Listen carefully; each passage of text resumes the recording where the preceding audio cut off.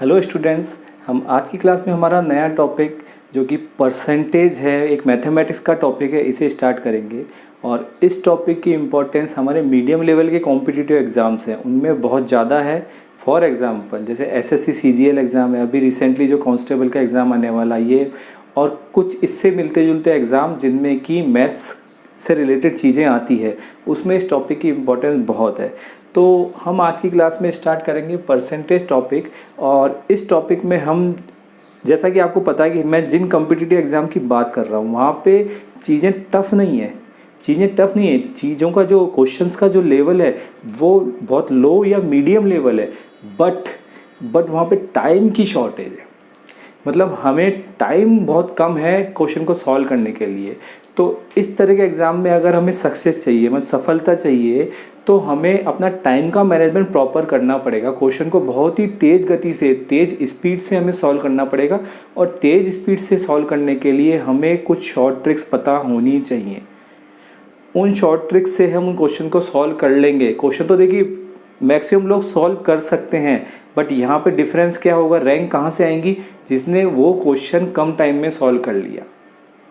तो हम जो हमारा जो आज का लेक्चर है, ये जो हमारा टॉपिक है परसेंटेज, इसमें कुछ इसी तरह की शॉर्ट ट्रिक्स देखेंगे या कुछ कंसेप्ट देखेंगे जिनका यूज़ करके हम उन क्वेश्चंस को बहुत ही आसानी से और कम टाइम में सॉल्व कर सके। ठीक है ना। तो इस नोट के साथ हम आज का टॉपिक स्टार्ट करते हैं, दैट इज़ परसेंटेज। तो सबसे पहले परसेंटेज का एक बेसिक कंसेप्ट समझते हैं। और यहाँ पे मैं एक इम्पॉर्टेंट चीज़ कहना चाहूँगा कि जो हमारी क्लास है ये नॉन मैथमेटिक्स बैकग्राउंड वाले स्टूडेंट के लिए भी इम्पॉर्टेंट है और उनको भी बहुत आसानी से समझ में आने वाली। मतलब हम इस टॉपिक को इस तरीके से कवर करेंगे जिससे कि नॉन मैथमेटिक्स बैकग्राउंड वाले स्टूडेंट्स हैं उनको भी चीज़ें क्लियर हो जाए, कंसेप्ट क्लियर हो जाए। मतलब मैं आपसे ये उम्मीद इस स्टेज पे नहीं करता कि आपको मैथमेटिक्स आनी चाहिए, मैथमेटिक्स बैकग्राउंड होना चाहिए या मैथ्स के कुछ कंसेप्ट आपके क्लियर होने चाहिए। हम एक जो जनरल सेंस की बात करेंगे, जो सभी में होता है, जनरल सेंस की बात जो सभी में होता है, और उन जनरल सेंस का यूज़ करते हुए ही क्वेश्चन को सॉल्व करने की कोशिश करेंगे। तो परसेंटेज हम स्टार्ट करते हैं और स्टार्ट को जनरल सेंस से करते हैं। मतलब एक बार बेसिक कंसेप्ट समझते हैं जिसको जनरल सेंस है। मैथ्स की मैं भी बात नहीं कर रहा, जनरल सेंस की मैं बात कर रहा हूँ कि परसेंटेज को समझने के लिए मैं एक एग्जांपल लेता हूँ कि किसी एग्ज़ाम में, सपोज करें किसी एग्ज़ाम में टोटल मार्क्स हैं कितने हैं, 200 टोटल मार्क्स हैं। और किसी स्टूडेंट को मार्क्स कितने मिलते हैं, किसी स्टूडेंट को सपोज करें किसी स्टूडेंट को मार्क्स मिलते हैं 40। तो अब अगर आपसे कहा जाए कि स्टूडेंट को 200 में से 40 मार्क्स मिले हैं, 40 नंबर मिले हैं, तो कितने परसेंट नंबर मिले हैं उसे। 200 में से 40 मिले हैं मतलब कितने परसेंट उसको नंबर मिले हैं। तो जनरल सेंस से आप लोग निकाल सकते हैं, आपको आइडिया होना चाहिए जनरल सेंस से कि कितने परसेंट है। बट एक बार इसके पीछे छुपी हुई मैथमेटिक्स देख लेते हैं कि परसेंटेज कैसे निकालते हैं। तो जब कभी भी मुझे परसेंटेज निकालनी है तो मैं क्या करूँगा, यहाँ पे percentage marks is equal to कितना होने वाला है, यहाँ पे कितने नंबर मिले 40, कितने में से मिले 200 में से, और इसमें मैं 100 से गुणा कर दूंगा। 100 से गुणा कर दूंगा तो इसमें परसेंटेज मुझे मिल जाएगा। 100 से गुणा कर लेते हैं, देखिए ये कट जाएगा तो ये यहाँ पे मुझे मिलेगा 2 से 20 बार, इसका मतलब 20%। ओके, तो इट मीन्स क्या हुआ, अगर 200 में से 40 मार्क्स आए हैं इसका मतलब उसको 20% मार्क्स मिले हैं। इन अदर वर्ड्स, या दूसरे शब्दों में मैं कहूँ परसेंटेज का मीनिंग क्या है, परसेंटेज का मीनिंग है 100 में से कितना, 100 में से कितना। अगर 200 में से 40 हैं तो 100 में से कितना, 200 में से 40 हैं तो 100 में से, जब इधर आधा हो गया तो इधर भी आधा होगा, 100 में से कितना 20। देखिए हमारा 20% आया है। तो जब कभी परसेंटेज की हम बात करेंगे, जिसका हिंदी में नाम प्रतिशत है, प्रतिशत, शत का मतलब 100 और प्रति मतलब कितना, हर 100 में से कितना, दैट इज परसेंटेज। ठीक है ना। तो कुछ और एग्जांपल लेते हैं, जनरली इस चीज़ को समझने की कोशिश करते हैं। हमने अभी क्या किया है यहाँ पे कि 200 में से 40 नंबर आए मतलब कि उसको कितने नंबर मिले हैं, 20% नंबर मिले हैं। अब अगर मैं आपसे कहूँ कि 200 में से 100 नंबर आए हैं, 200 में से 100 नंबर आए हैं तो कितने परसेंट मिले उसे नंबर। तो एक जनरल सेंस क्या कहता है, 200 में से 100 आए मतलब कि आधे नंबर आए, और आधे का मतलब क्या हुआ, 50%। आधे का मतलब क्या हुआ? 50%। कैसे निकालेंगे इस चीज़ को हम? कितने नंबर आए आपकी बार? 100। कितने में से आए हैं? 200 में से। इसको 100 से गुणा करेंगे, परसेंटेज का साइन लगाएंगे, आंसर हमें मिलेगा 50। ठीक है ना? तो ये परसेंटेज का बेसिक कंसेप्ट है कि किसी चीज़ का परसेंटेज कैसे निकालते हैं। कुछ इस तरह से परसेंटेज निकालते हैं। ठीक है, तो ये तो हमने एक जनरल आइडिया ले लिया। इसको थोड़ा सा और आगे बढ़ाते हैं, थोड़ा सा एक जनरल सेंस की बात करेंगे हम। मैथमेटिक्स की बात अभी नहीं करेंगे, डिटेल मैथमेटिक्स की हम बात नहीं करेंगे, एक जनरल सेंस की हम बात करने वाले हैं। तो अगर मैं जनरल सेंस की बात करूं, मैं आपसे पूछूं, अभी मैंने क्या किया, अभी मैंने क्वेश्चन लिया था उसमें कितना है कि जो 40 है ये 200 का कितना परसेंट है? 40 है, ये 200 का कितना परसेंटेज? अभी हमने एक क्वेश्चन लिया था, मेरे को कैसे निकाला था मैंने इसको? 40/200 divide by 200 into 100%, that is कितना आया था हमारे पास में? 20%। अब मैं अगर इसी चीज़ को आपसे उल्टा पूछूं, कि 200 का 20%, हिंदी में लिखा, इंग्लिश में 20% ऑफ 200 कितना होगा? 200 का हमें पता है 40 हमने निकाला, उल्टा पूछ लिया मैंने आपकी बार कि 200 का 20% कितना होगा। रूल क्या कहता है, निकालने का तरीका क्या है? 200 जिसका निकालना 200 गुना कितना परसेंट निकालना? 20 निकालना है। परसेंट 20% निकालना है। 200 गुना 20%। और जो परसेंटेज का जो साइन होता है, इस परसेंटेज के साइन का मतलब क्या होता है? 1/100। परसेंटेज का साइन हो गया मतलब 1/100। तो मैं परसेंटेज के साइन की जगह 1/100 लिख देता हूँ। 200 गुना 20 परसेंटेज के साइन की जगह 1/100। तो इसको अगर मैं सॉल्व करूँ तो मुझे मिलने वाला है 40। ठीक है ना? तो 200 का 20% कितना आया? 40। निकालते कैसे हैं? कुछ इस तरीके से। परसेंटेज का साइन का मतलब 1/100 या 1/100। इसी तरह से अगर मैं आपसे कहूँ 200 का 5% या 5% ऑफ 200, रूल क्या कहता है? किसका? 200 का कितना? 5%। का मतलब बटा 100, इसका मतलब कितना हुआ? 10। तो 200 का 5% मेरे पास में कितना हुआ? 10 हुआ। ठीक है ना? एक और क्वेश्चन लेते हैं। 200 का 60%। 200 का 60%। अभी देखिए एक चीज़ देखिए, यहाँ पे मैं भी क्या कर रहा हूँ, यहाँ पे 200 का 20% निकाला, 200 का 5% निकाला मैंने। तो ये तो मैथमेटिकली मैंने निकाला, मैं माइंड में भी कैलकुलेट करूँ इस चीज़ को, किस तरीके से मैं निकाल रहा हूँ। देखिए 200 का 20% मतलब कि जिसका मुझे निकालना उसमें से 2 जीरो हटा दो, उसमें से 2 जीरो आप हटा दो, 200 में से 2 जीरो हटाए 2, और फिर इसको इससे मल्टीप्लाई कर दिया सीधे से। 20 गुना 2, 20 multiply by 2, it is 40। Answer 40। Answer हमारे पास में 40। इसी तरीके से जिसमें से निकालना है, जिसका निकालना है मतलब 200 का निकालना है, 2 जीरो हटा दिए, 2 बचा, कितना? 5%। दोनों को गुणा करें, 2 गुना 5 दैट इज 10। 200 का 60%, 200 का 60%, 2 जीरो हटाऊँ मैं यहाँ से, 2 गुना 60 दैट इज कितना आएगा आंसर हमारे पास में? 120।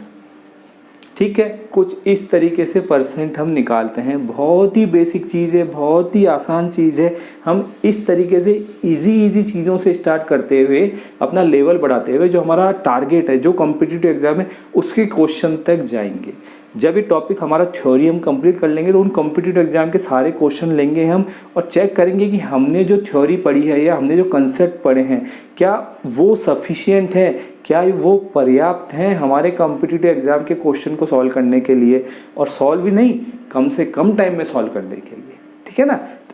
तो यहाँ तक तो आपने देख लिया कि किस तरीके से हम परसेंटेज निकाल रहे हैं। लेकिन सपोज करें अगर मैं इस क्वेश्चन को ऐसे कर दूँ 200 का 33 सही 1/3%। 200 का 33 सही, अभी तक तो देखिए आसान चल रहा था। 200 का 33 सही 1/3% आपसे पूछा जाए तो अब मेरे पास में जो, अगर मैं बेसिक जो रूल है, रूल के हिसाब से अगर मैं बात करूँ तो मैं कैसे करूँगा इसको, 200 इंटू 33 सही 1/3 इंटू 1/100, ठीक है ना। तो यहाँ पे थोड़ी सी कैलकुलेशन इन्वॉल्व हो गई है कि मुझे 2 को, मतलब ये 0 से 0 तो कट जाएगा, इसमें तो कहीं कोई दिक्कत ही नहीं है। 2 को 33 सही 1/3 से मल्टीप्लाई करके मुझे आंसर निकालना पड़ेगा। ये तो फिर भी ईजी है, सपोज करें इसकी जगह कोई टिपिकल चीज़ हो जाती, फिर कैसे निकालते हैं। तो हम जो हमारा ये टॉपिक है इसमें कुछ इस तरह की चीज़ों को ही आसान तरीके से सॉल्व करना देखेंगे कि इस तरह की अगर चीज़ें आ जाएँ तो उन्हें हम आसान तरीके से किस तरीके से सॉल्व करें, ठीक है ना। तो अभी हमारे माइंड में एक इमेज बन गई है परसेंटेज की इमेज, कि परसेंटेज होता क्या है, 100 में से कितना। परसेंटेज होता क्या है, 100 में से कितना। पहली चीज़ तो ये, परसेंटेज निकालते कैसे हैं, परसेंटेज कुछ इस तरीके से निकालते हैं। ये जो मैंने अभी क्वेश्चन लिए हैं ये सिंपल शुरुआत के लिए कि आपको परसेंटेज का कंसेप्ट क्लियर हो। इस तरह के क्वेश्चन डायरेक्टली एग्जाम में नहीं पूछे जा सकते क्योंकि तो बहुत ईजी क्वेश्चन हो गए। क्वेश्चन जो एग्जाम में आते हैं वो आगे आने वाले कंसेप्ट से आएंगे क्वेश्चन, और यहाँ पे हम कंसेप्ट मतलब कि ऐसे कंसेप्ट जिनसे कि हम कम से कम टाइम में क्वेश्चन को सॉल्व कर सके। तो देखिए आगे बढ़ते हैं हम। तो अभी हम कुछ इंपॉर्टेंट चीज़ें देखने वाले हैं जिनसे कि हमारे क्वेश्चन सॉल्व होंगे, और वो इंपॉर्टेंट चीज़ें हमारे लिए बहुत इंपॉर्टेंट है हमारे क्वेश्चन सॉल्व करने के लिए। तो देखते हैं सबसे पहले जो देखने वाले इंपॉर्टेंट चीज़ें वो क्या है, कि अभी हमने जो लास्ट एग्जांपल लिया था उसमें हमने क्या किया था, 33 सही 1/3% कितना होगा, उसको निकालने का क्या तरीका है। तो उस चीज़ पे आने से पहले एक इम्पॉर्टेंट चीज़ हम देखना चाहेंगे। इम्पॉर्टेंट चीज़ क्या है कि किसी फ्रैक्शन, जिसको कि हिंदी में कहते हैं भिन्न से, फ्रैक्शन से परसेंटेज कैसे निकालते हैं, भिन्न से परसेंटेज कैसे निकालते हैं, फ्रैक्शन से परसेंटेज कैसे निकालते हैं। कुछ मैं इंपॉर्टेंट रिजल्ट लिखने वाला हूँ और ये रिजल्ट आपको ध्यान रखने हैं। मैं यहाँ पे ये नहीं कह रहा हूँ याद रखने हैं, ध्यान और याद में डिफरेंस है। यहाँ पे याद तो क्या होता है, हम रटते हैं, और ध्यान हम क्या करते हैं, समझ करके उसको माइंड में फीड करते हैं। समझ करके, रटना नहीं है, समझना है और समझ के माइंड में फीड करना है। अब यहाँ पे माइंड में फीड कैसे होगा, अगर चीज़ें बहुत सारी हो जाएगी तो माइंड में फीड कैसे होगी, वो फीड कब होंगी, जब उनको हम डेली बेसिस पे उस पर क्वेश्चन सॉल्व करेंगे, डेली बेसिस में उनको यूज़ लेंगे। डेली बेसिस पे अगर हम उसको यूज़ लेंगे तो हमारे माइंड में अपने आप वो चीज़ें फिट हो जाएगी। कोई अलग से एफर्ट्स लगाने की ज़रूरत नहीं है उन टेबल्स को रटने के लिए। आपको रटना नहीं है, अलग से एफर्ट्स नहीं लगाना है, उनका यूज़ करते हुए आप क्वेश्चन सॉल्व करेंगे तो आपके माइंड में वो चीज़ें फिट हो जाएगी। तो देखते हैं हम क्या चीज़ें हैं। देखिए मैं ये कहना चाह रहा हूँ यहाँ पे 1/2 इसका इक्विवेलेंट परसेंटेज क्या होगा, 1/2 का इक्विवेलेंट परसेंटेज क्या होगा। देखिए एक का मैं निकालने का बता रहा हूँ, कैसे कर निकालेंगे इसको, 1/2 इंटू 100% कितना आएगा, ये 50। मतलब जब कभी भी 1/2 की बात करूँगा इसका मतलब मैं किसकी बात कर रहा हूँ, 50% की बात कर रहा हूँ। अभी आप थोड़ा सा पेशेंस रखें, चीज़ों को हम धीरे धीरे लेके जाएंगे और एक स्टेज के बाद में आपको लगेगा कि हाँ मैं अब कंफर्टेबल हो गया हूँ।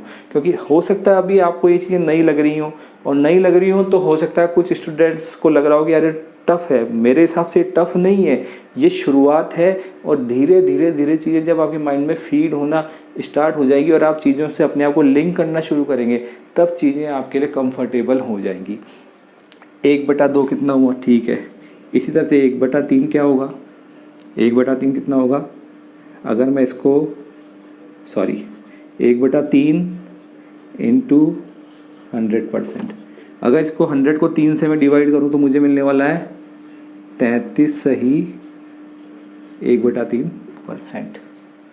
33 सही 1/3%। इसी तरह से अगर मैं 1/4 की बात करूँ तो वो मुझे मिलने वाला है 1/4 गुना 100%, ये मिलेगा मुझे 25%। 1/5 1/5 गुना 100 कितना 20%। 1/6 गुना 100% इजिकल टू कितना मिलने वाला हमें 1/6 का 1/6 कितना मिलने वाला मेरे को यहाँ पे करिए आप कैलकुलेट कीजिए 1/6 कितना मिलने वाला है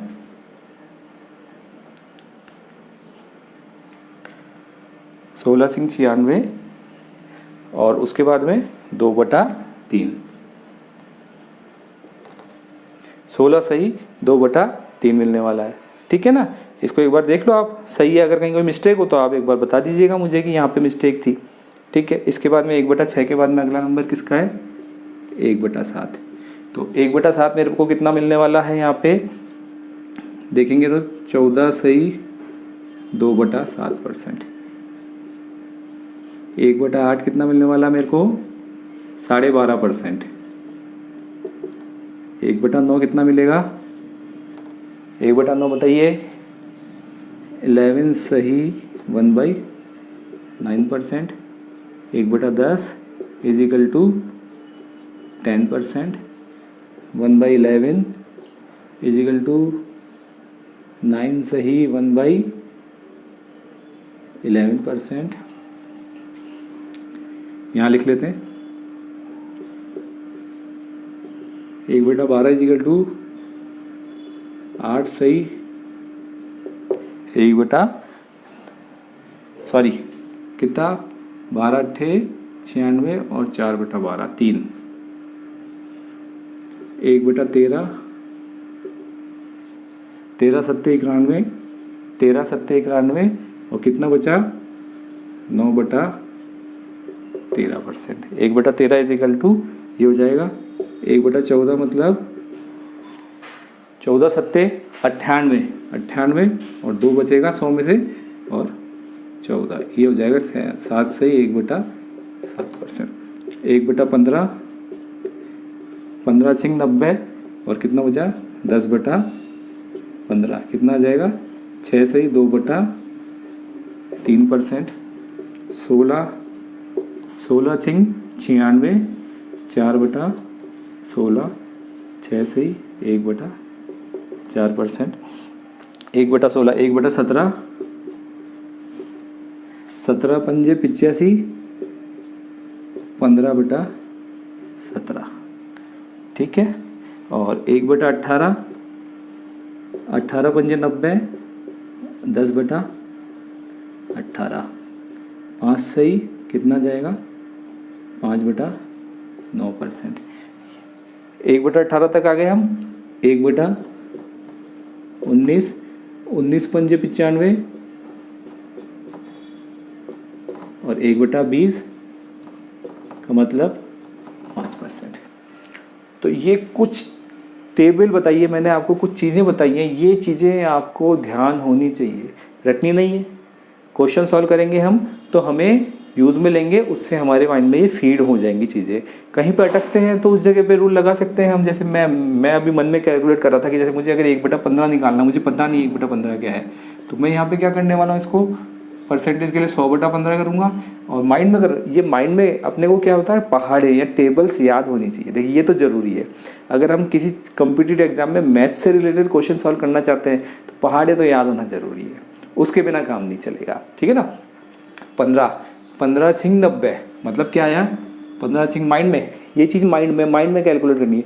15 छिंग 90 100 को डिवाइड कर रहा हूँ, 90 आ गया, बच्चे कितने 10 और कितने से डिवाइड कर रहा हूँ 15, ये आपस में कट जाएगा 5 दूनी 10 5 3 15 मतलब ये हो जाएगा 6 से 2/3%। इस तरीके से कंसेप्ट ये माइंड में, इसको माइंड में सॉल्व करना है हमें। ठीक है ना। इसी तरह से अगर मैं 1/7 कह रहा हूँ आपको तो कितना करूँ मैं इसको 100/7 और कैसे 13 7 91 सॉरी 13 7 91 और 14 7 98 तो ये आ जाएगा 14 7 98 2 बचा 7 से डिवाइड 14 से 2/7।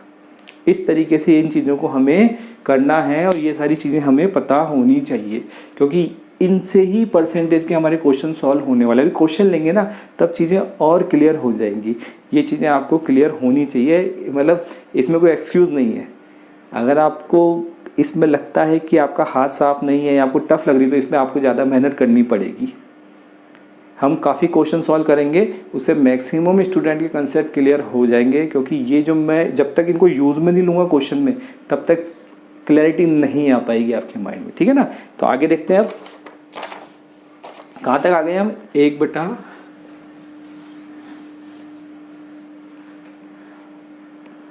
यहाँ पे लिख लेते हैं 1/20 तक आ गए ना। अब उसके बाद में अगला नंबर है 1/20 के बाद में मैं नंबर ले लेता हूँ 1/25। इंपॉर्टेंट ले लेते हैं। 1/25 मतलब कितना हो गया 4%।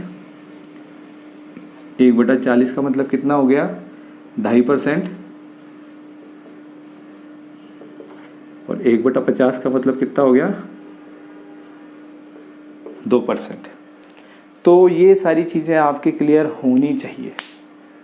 ये क्लियर हैं तभी हम आगे बढ़ पाएंगे। अगर यहाँ पे देखिए, इसको आपको समझना है, रटना नहीं है, समझना है कैसे आया। मैं ये एक्सप्लेन कर रहा हूँ यहाँ पे कि किस तरीके से आ रही हैं ये चीज़ें, किस तरीके से आ रही हैं। अगर कहीं पे अटक जाते हो तो माइंड में 100 में उस चीज़ को डिवाइड करके देखो। माइंड में डिवाइड, आपको टेबल से याद होने चाहिए, माइंड में डिवाइड कीजिए, रिमाइंडर कितना बचता है उस हिसाब से आप उसका आंसर निकाल सकते हैं। इसमें किसी तरह का कोई डाउट नहीं होना चाहिए, ठीक है ना।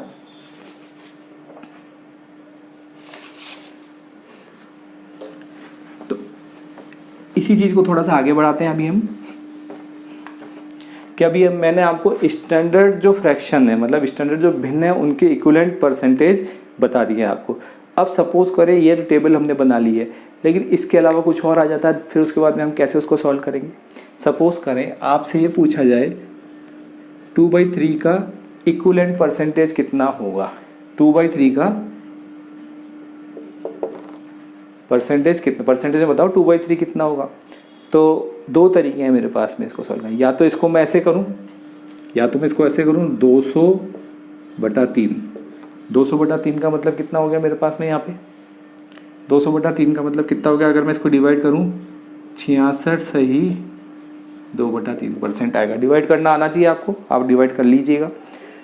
एक तरीका तो ये है। फिर मेरे माइंड में क्वेश्चन आएगा कि फिर मैंने अभी जो आपको टेबल बताई है, इसका क्या यूज़ है। अगर कुछ चीज़ें इससे बाहर आ जाती है और मैं उसका यूज़ नहीं कर पाऊँ तो नहीं, ऐसा नहीं है। इस टेबल के यूज़ से मैं किसी भी तरह का परसेंटेज निकाल सकता हूँ। देखिए 2/3 है तो आप किसको पकड़ेंगे, 1/3 लाइए पहले। 1/3 का मतलब कितना है आपके पास में 33 सही 1/3%। आपको क्या करना है, 2/3 का मतलब इसको आपको 2 से गुणा करना है, मतलब कि इसको आपको 2 से गुणा करना है। अगर मैं इसको 2 से गुणा करूँगा 33 को 2 से गुणा करूँगा तो 66 आ जाएगा, और इस 1 को 2 से गुणा करूँगा तो 2/3 आ जाएगा। ये चीज़ है। टेबल का यूज़ करते हुए हम कुछ इस तरीके से इन चीज़ों को निकालने वाले हैं। सपोज़ करें मैं आपसे पूछूं 3/8 का इक्विवेलेंट परसेंटेज क्या है। 3/8 का इक्विवेलेंट परसेंटेज क्या है, तो अब आप क्या देखेंगे अपनी टेबल में 1/8 देखेंगे। 1/8 का इक्विवेलेंट परसेंटेज कितना है 1/8 का, याद कीजिए। मेरे ख्याल से 12.5 होना चाहिए 1/8 का। तो 1/8 मेरे पास में अगर कितना है 12 सही 1/2%। इसको अगर मैं 3 से मल्टीप्लाई करूँ, मतलब इनको दोनों तरफ मैं 3 से मल्टीप्लाई करूँगा, 3 से मल्टीप्लाई, इसका मतलब ये हो जाएगा 36 सही 3/2%। 36 सही 3/2%। अब यहाँ पे मैं एक इम्पॉर्टेंट चीज़ आपको बताना चाहूँगा। इम्पॉर्टेंट चीज़ क्या है कि ये इस तरीके से किसी चीज़ को लिखने का मेथड है। ये इस तरीके से, मतलब जैसे 4 सही 5/6, ये मिक्स फ्रैक्शन में लिखा जाता है। इसका प्रॉपर फ्रैक्शन है वो क्या है यहाँ पे, इसका मतलब क्या है 4 + 5/6। 4 + 5/6 इसको मैं सॉल्व करूँगा तो 6 चौक 24 और 5 29/6। ये इसका जो प्रॉपर रिप्रेजेंटेशन है, ये मिक्स्ड है, ये प्रॉपर है। तो देखिए यहाँ पे क्या है, इंपॉर्टेंट चीज़ क्या है कि ये जो ये ऊपर जो चीज़ आती है इसको हम कहते हैं न्यूमरेटर, और नीचे जो चीज़ आती है इसको हम कहते हैं डिनोमिनेटर।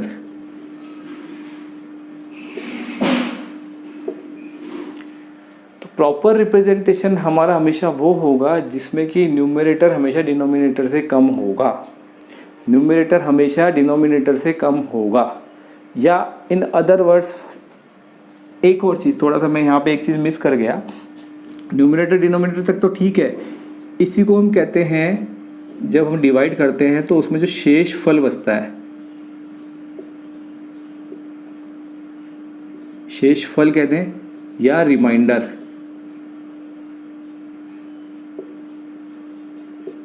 और ये जो होता है ये होता है डिवीज़र।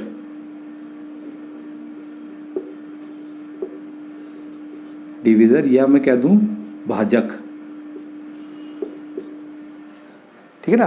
तो जो रिमाइंडर है वो हमेशा कम होना चाहिए भाजक से, रिमाइंडर हमेशा कम होना चाहिए भाजक से। अगर ऐसा नहीं है तो उसे कन्वर्ट हमें करना पड़ेगा। देखिए इस केस में, देखिए यहाँ पे 3/2 के केस में देखिए 3 ज़्यादा है और 2 कम है, तो ये इस प्रॉपर नहीं हुआ, ये इसे मुझे चेंज करना पड़ेगा। तो 3/2 है इसको मैं लिख सकता हूँ, देखिए 3/2 अगर मेरे पास में आया है इसको मैं लिख सकता हूँ 1 + 1/2, 1 + 1/2। तो जब मैं 3/2 को 1 + 1/2 लिखूंगा तो 36 तो पहले से ही, 36 में ये 1 जुड़ेगा तो ये हो जाएगा 37 + 1/2, या इसको मैं लिख सकता हूँ 37 सही 1/2%। ठीक है, तो इसका मतलब 3/8 का मतलब क्या हुआ, 37 सही 1/2%। ठीक है ना। कुछ और एग्जाम्पल लेते हैं। इसी तरह से अगर मैं आपसे कहूँ कि 5/8 कितना होगा,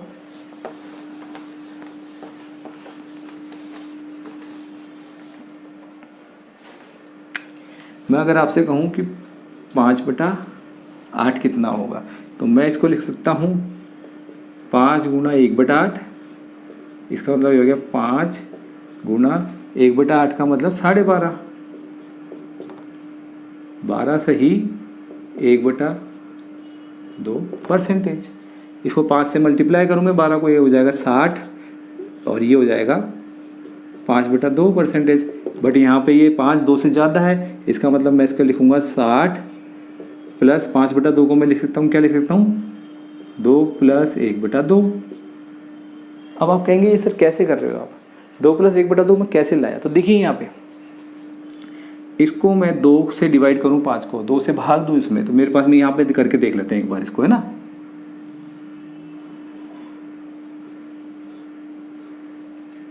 2 दूनी 4 माइनस करेंगे 1। तो कहने का मतलब क्या हुआ, इसमें शेषफल कितना आया, रिमाइंडर 1 आया, ये 2 और ये 2। तो मैं इसको क्या लिख सकता हूँ यहाँ पे 2 सही 1/2, 2 सही 1/2, ठीक है ना, 2 सही 1/2, 2 सही 1/2। तो ये मेरे पास में हो जाएगा 60 + 2 62 सही 1/2%। क्लियर, ये 62 से 1/2। इसी तरह से अगर मैं आपसे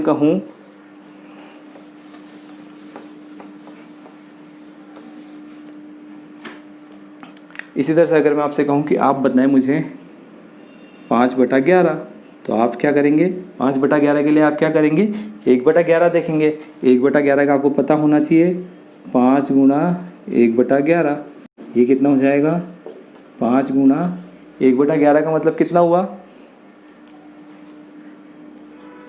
9 सही 1/11। इसको मैं मल्टीप्लाई करूँ 9 × 5 = 45 सही 5/11, कितना परसेंटेज में। क्लियर, मेरे ख्याल से क्लियर होना चाहिए। इस तरीके से निकालने का क्या तरीका है, मतलब अगर मेरी टेबल से अलावा मुझे अगर कोई वो परसेंटेज निकालने के लिए बोल दिया जाए, कोई फ्रैक्शन या भिन्न दे दिया जाए, मुझसे कहा जाए कि इसका प्रतिशत बताइए, इसका प्रतिशत में कितनी वैल्यू होगी वो बताइए, टेबल मेरे को पता है और उसमें यूज़ करते हुए मैं इस तरीके से इनको निकाल सकता हूँ।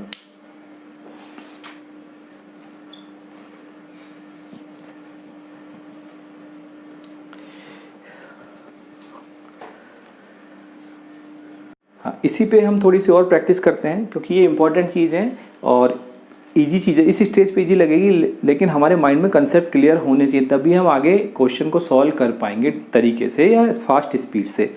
तो मैं अगला जो क्वेश्चन लेता हूँ वो मेरे पास में है कि अगर मैं आपसे कहूँ कि 5/12 की वैल्यू क्या होगी, 5/12, तो आपके पास में 1/12 है, 5 इंटू 1/12, 1/12 कितना है आपके पास में, यहाँ पे हमने लिखा था 8 सही 1/3, तो 5 इंटू 8 सही 1/3% जो हो जाएगा 40 सही 5/3%। ठीक है ना। एक और क्वेश्चन लेता हूं मैं,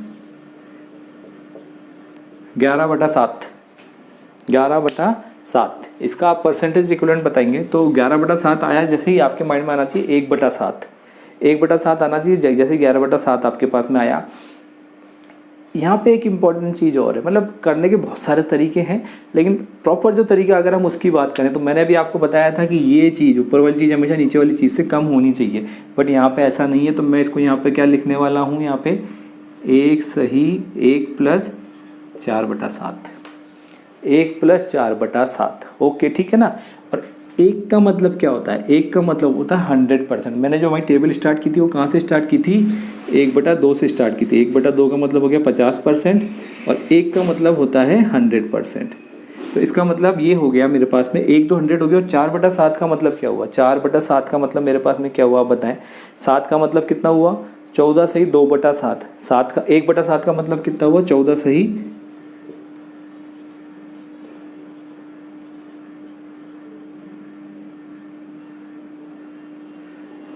देखिए 1 का मतलब तो हो गया 100, और ये 14 सही 2/7%। तो यहाँ पे ये हो जाएगा 100 प्लस 14 चौक 56, 14 चौक मेरे ख्याल से 56 बिल्कुल सही है, 56 सही 8/7, ठीक है ना। अभी 8/7 है, 8/7 का मतलब क्या हो जाएगा मेरे पास में, ये 100 प्लस ये हो जाएगा 56 प्लस 1 सही 1/7, इसका मतलब ये हो जाएगा 157 सही 1/7%। कुछ इस तरीके से हमें इन चीज़ों को सॉल्व करना है। 157 सही 1/7%। क्लियर, कैसे, एक बार रिपीट कर लेते हैं किस तरीके से।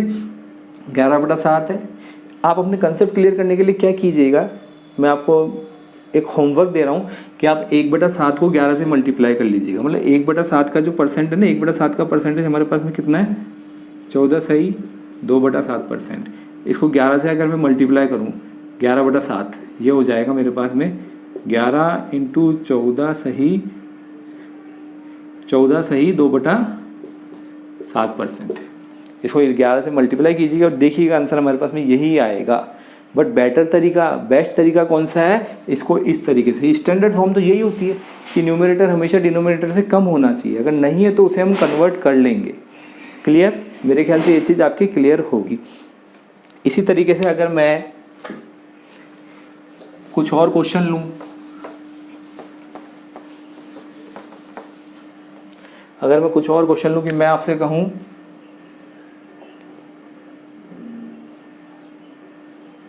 37/8, इसका आप बताइए परसेंटेज इक्विवेलेंट कितना होगा। तो देखिए ये ऊपर न्यूमरेटर ज़्यादा है, डिनोमिनेटर कम है, तो इसको मैं लिख सकता हूँ यहाँ पे 8 चौक 32, 4 प्लस 5/8। क्लियर है ना, 8 चौक 32, 32 तो ये 32 का वो 4 तो मैंने यहाँ लिख दिया, और 37 में से 32 गए तो कितने बचे, 5/8। ये अब इसका परसेंटेज इक्विवेलेंट में अगर लिखूँ तो 4 का तो हो जाएगा 400, क्योंकि 1 का 100 होता है तो 4 का 400 हो गया, प्लस 5/8 मतलब 1/8 का लिखूँ मैं, 12.5 होता है 1/8 का परसेंटेज, कितना हो जाएगा ये 400 प्लस 12 पंजे 60 सही 5/2%। देखिए 5/2 है, इसका मतलब कितना हो जाएगा 2 सही 1/2, 2 सही 1/2, तो ये हो जाएगा 400 प्लस 62 सही 1/2%, मतलब ये हो जाएगा 462 सही 1/2%।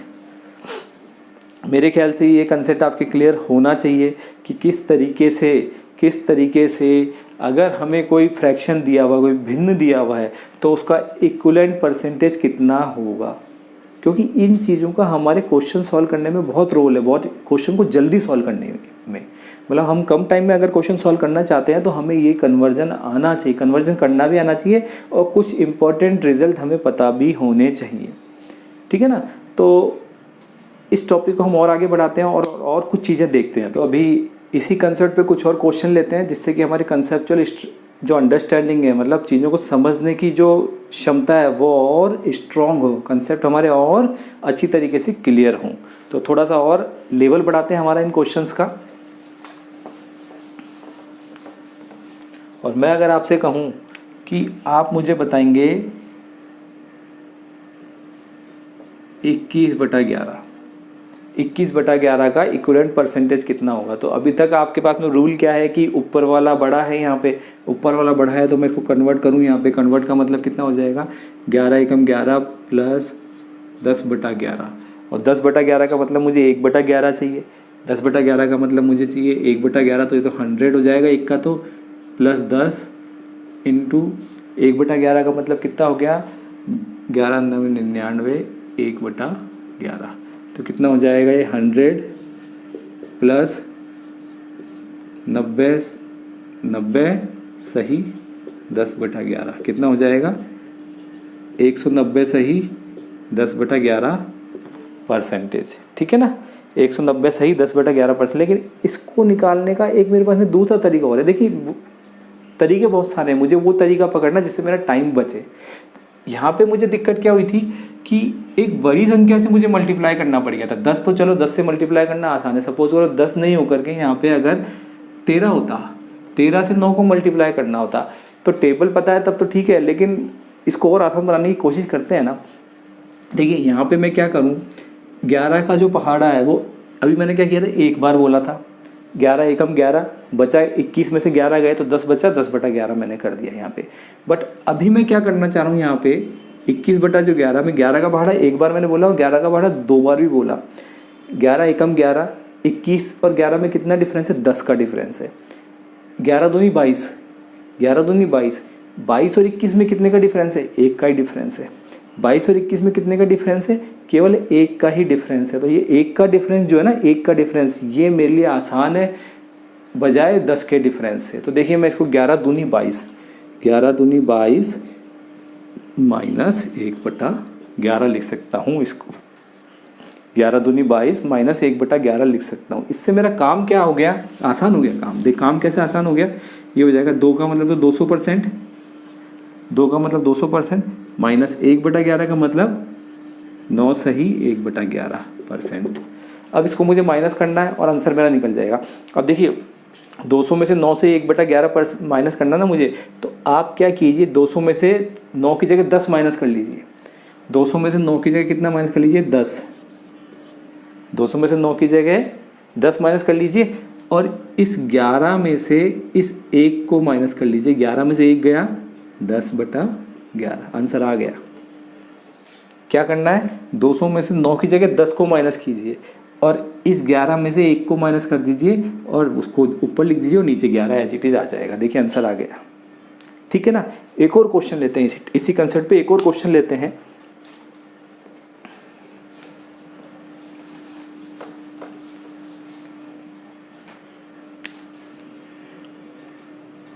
चौवालीस बटे 15। तो देखिए नॉर्मल अभी अपन क्या करेंगे इसको, 15 दूनी 30, 15 दूनी 30, 2 प्लस 14/15। देखिए 14 ज़्यादा बड़ा आ गया, तो 15 दूनी 30 की जगह 15 तिये 45, 15 तिये 45 मतलब कि 15 तिये 45 और फिर कितना बचा 1/15। देखिए ये ज़्यादा आसान है, ये थोड़ा टफ रहेगा, ये ज़्यादा आसान है। तो मैं यहाँ पे लिखूँ इसको, 3 को कितना लिखूँगा 300 माइनस 1/15 का मतलब कितना हो गया मेरे पास में 15 सिंह 90 सही 2/3%। माइनस करना है 300 माइनस 6 सही 2/3, तो 300 माइनस 7 करूँगा मैं। 300 माइनस 7 का मतलब मेरे पास में हो गया 293 और फिर 3 में से 1 माइनस करूँगा, सॉरी 3 में से ये 2 माइनस करूँगा मैं, 3 में से 2 माइनस का मतलब 1/3%। क्लियर? क्लियर? मेरे ख्याल से ये चीज़ें आसान हैं, मतलब चीज़ें तो कंसेप्ट तो वही है, बट कंसेप्ट को समझने और समझाने का तरीका अगर ऐसा हमें मिल जाए कि हमारा टाइम बच जाए, तो फिर एग्ज़ाम में हमें सक्सेस मिल जाएगी। टाइम बचाना यहाँ पे बहुत इंपॉर्टेंट है। मैं चाहता तो इसको इस तरीके से भी सॉल्व कर सकता था, इस तरीके, लेकिन यहाँ पे मुझे दिक्कत क्या होती है, देखिए इसको सॉल्व करते हैं एक बार। 2 को तो 200 लिख देता हूँ, प्लस 14 इंटू 1/15 का मतलब क्या हो गया, 6 सही 2/3%। अब इस 14 को 6 से मल्टीप्लाई करते पहले, फिर 14 को 2 से मल्टीप्लाई करते 28, 28/3 को फिर कन्वर्ट करते, तो हमारे स्टेप्स बढ़ जाते। आंसर तो आ जाता बट स्टेप्स बढ़ जाते। तो हमने इस तरीके से करने से हमारे स्टेप्स कम हो गए और हमारा टाइम बच गया। क्लियर है ना? अब ये कब करेंगे आप, ये यूज़ में मुझे कब लेना, देखिए ये यूज़ में मुझे तब लेना है 15 दूनी 30 और बचा कितना 14, और अगली स्टेज पे गया 15 का भाड़ा 3 बार बोला, 15 3 45 बचा 1। तो डेफिनेटली ये 1 वाला मेरे लिए आसान है। 1 वाला ये कब यूज़ में लेंगे, जब इस जगह पे चीज़ जिस केस में कम आएगी। कहने का मतलब क्या हुआ कि ये 15 का पहाड़ा अगर मैं बोलूँगा तो 15 दूनी 30 के पास में है या 15 3 45 के पास में है, डेफिनेटली 15 3 45 के पास में है। 44 की मैं बात कर रहा हूँ नहीं, 44 ये किसके पास में है, 15 दूनी 30 के पास में, 15 3 45 के पास में। तो 15 3 45 के पास में, तो 15 3 45 वाला रूल मैं यहाँ पे लगाने वाला हूँ, 15 दूनी 30 वाला रूल मैं नहीं लगाऊंगा। ठीक है, तो मैं उम्मीद करता हूँ ये कंसेप्ट आपके क्लियर हुए होंगे।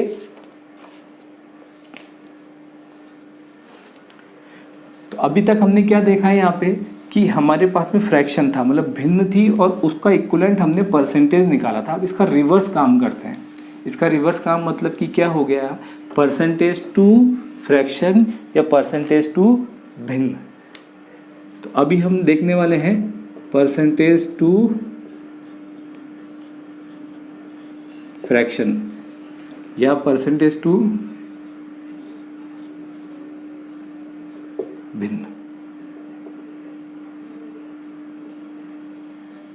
ठीक है ना? तो अभी मैं ये देखने वाला हूँ, क्वेश्चन लेंगे, क्वेश्चन समझेंगे। 566 सही 2/3% है, इसका इक्विवेलेंट फ्रैक्शन बताएं आप।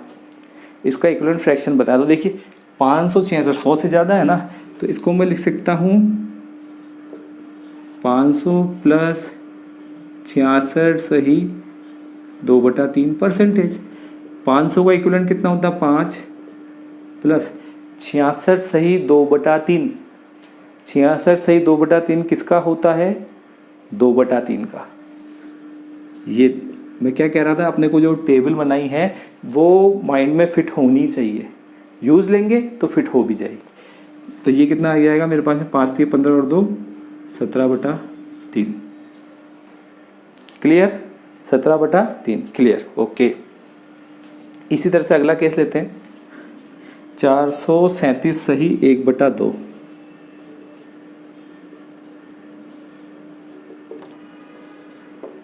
क्या होगा ये, 400 प्लस 37 सही 1/2%।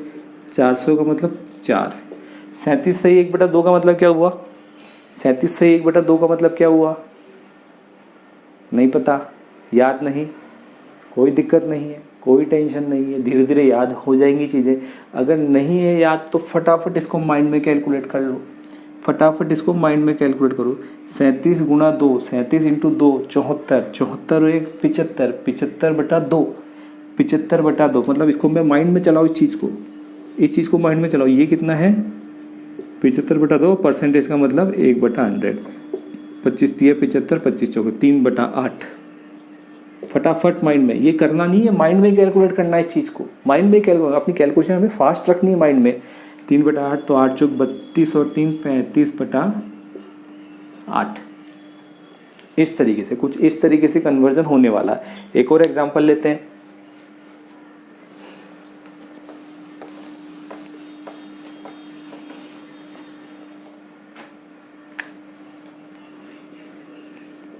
एक 157 सही 1/7%।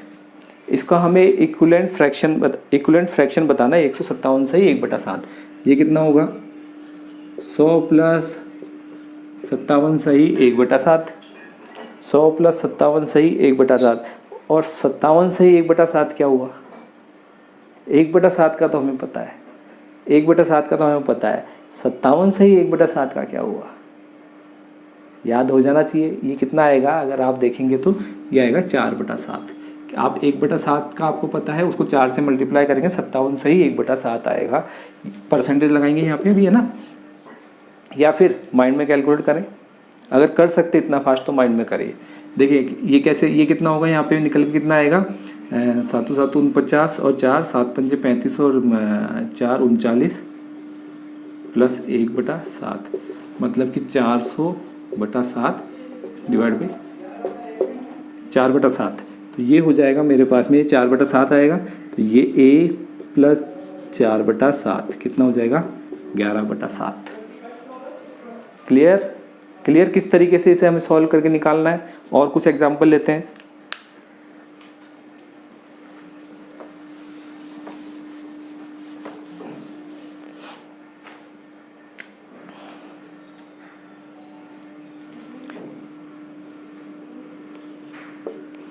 दो 216 सही 2/3%, कितना होगा ये 200 प्लस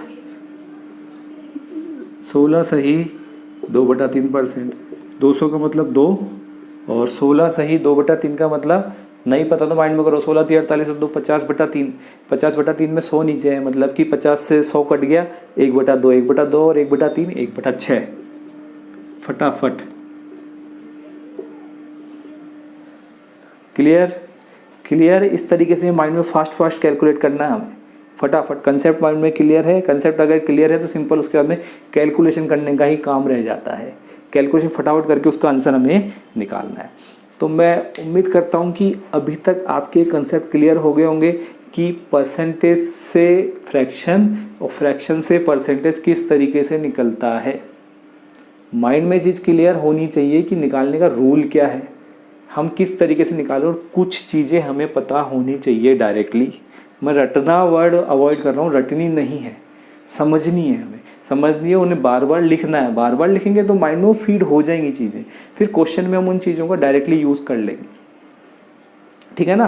तो मैं एक्सपेक्ट करता हूँ कि यहाँ तक आपके कंसेप्ट क्लियर हो गए होंगे, आपको ये क्लास पसंद आई होगी। अगर आपको ये क्लास पसंद आई तो प्लीज़ आप इस चैनल को सब्सक्राइब कीजिए और शेयर कीजिए, जिससे कि और लोगों को भी ये कंसेप्ट पता चल सकें और उन्हें नए तरीके पता चल सके इन क्वेश्चन को सॉल्व करने के लिए। तो आज की क्लास में हम सिर्फ इतना ही करेंगे, हमने केवल कंसेप्ट समझें। अगली जो हमारी क्लास रहेगी उसमें हम इन कंसेप्ट से रिलेटेड कुछ क्वेश्चन भी लेंगे और उन क्वेश्चन में इन कंसेप्ट का यूज़ करेंगे, जिससे कि हमारे कंसेप्ट और अच्छी तरीके से क्लियर हो सकेंगे, ठीक है ना। तो आज की क्लास को हम यहीं पे एंड करते हैं, नेक्स्ट क्लास में फिर से मिलेंगे। तब तक के लिए गुड बाय, और इस क्लास को अटेंड करने के लिए बहुत बहुत धन्यवाद।